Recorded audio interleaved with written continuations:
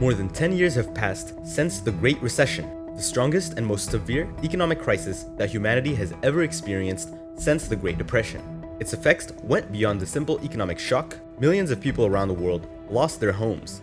Multiple large banks were rescued by the United States government and the European Union, while other banks, such as the Lehman Brothers, went bankrupt without any help from the federal government. The real estate and credit crisis spread throughout the globe.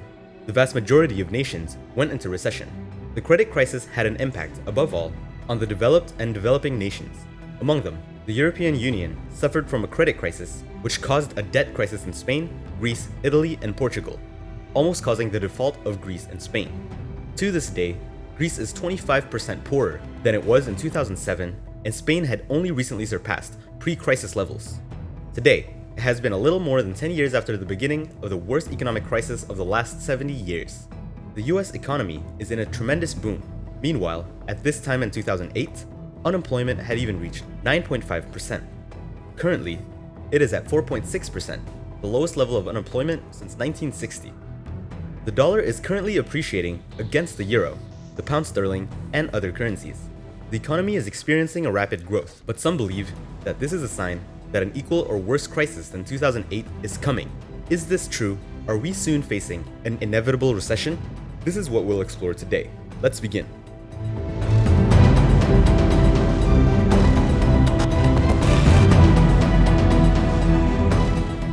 Many economic lessons have been learned from the 2008 recession. One of them was that the banks abandoned their traditional role as entities that should serve the financial market and instead became involved in riskier markets that had the potential of even larger benefits. During the pre-crisis years, not only the US, but also other countries including Spain, were experiencing a real estate boom. Owning a house was almost a social obligation, and banks did not hesitate a second to lend you the money you had to pay back in 30 years. The credit spiral had to collapse at some point.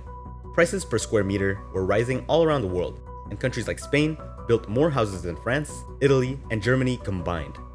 The debt became unsustainable, and millions of households began to retreat or simply did not pay their installments.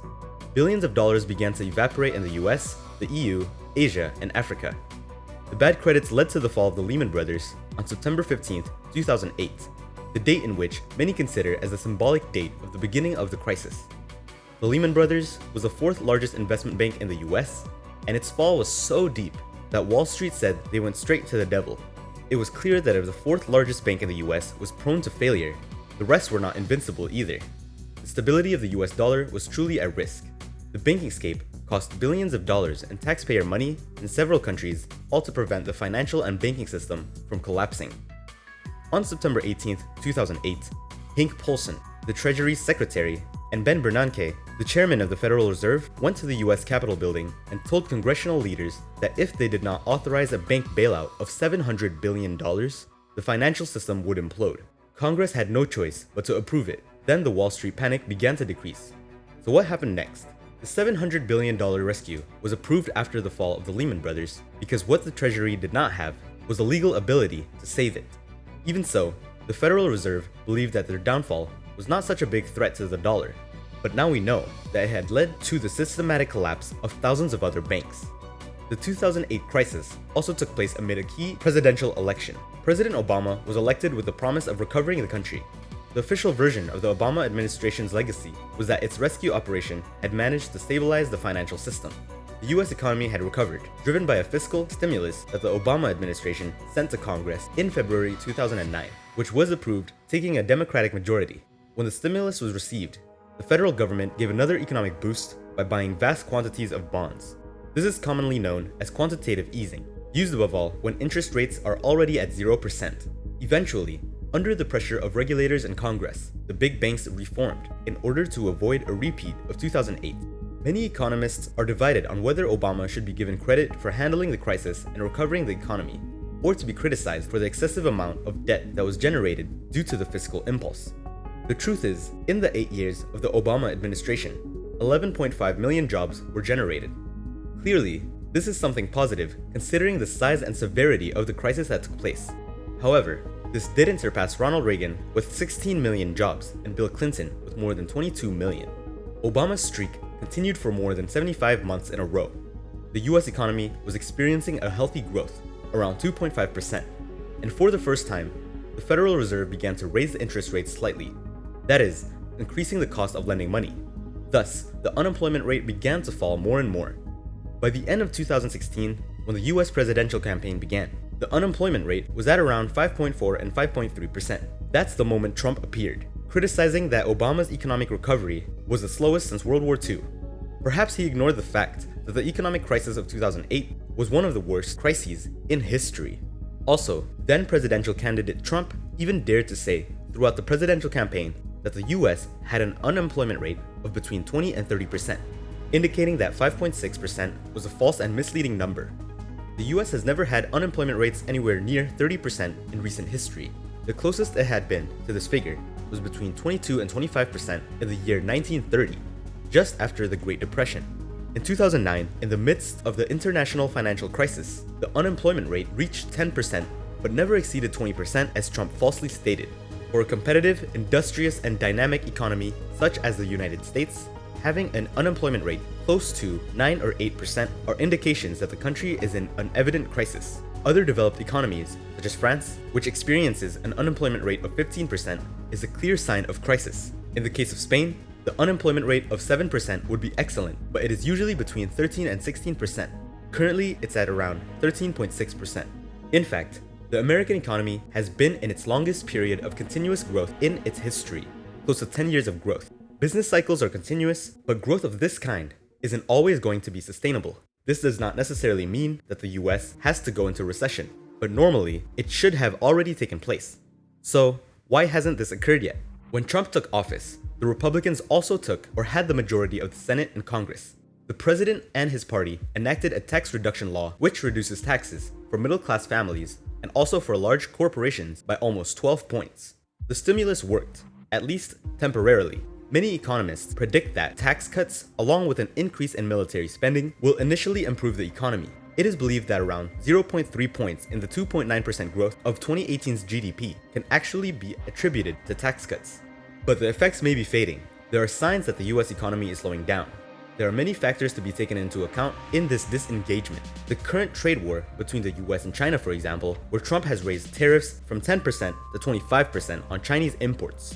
China has responded with almost $60 billion in tariffs and has especially targeted pro-Republican areas that voted overwhelmingly for Trump in 2016. The US president stated that the citizens would not pay the tariffs and that it would be China.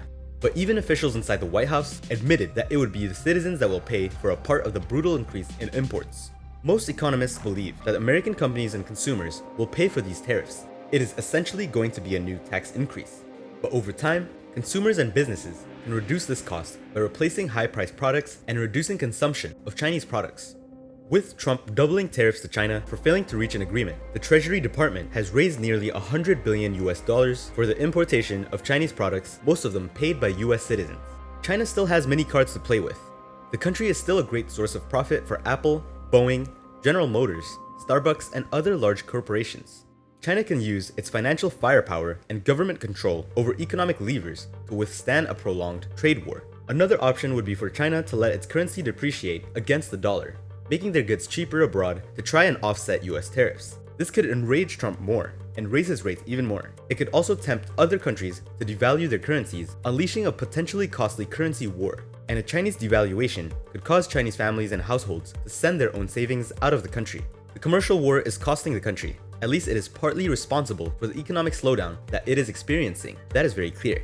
There are several signs that indicate that the slowdown will continue and could even trigger a recession. Traditionally, an investment interest curve is a sign that precedes a recession. The inversion of the interest curve is a complicated issue, but very basically, it means that investors are not very sure about the economic future in about 3 or 4 years because they fear a recession. The United States economy began its growth in June 2009, and it has already been 10 years since then. It is the largest economic growth that the US has ever experienced.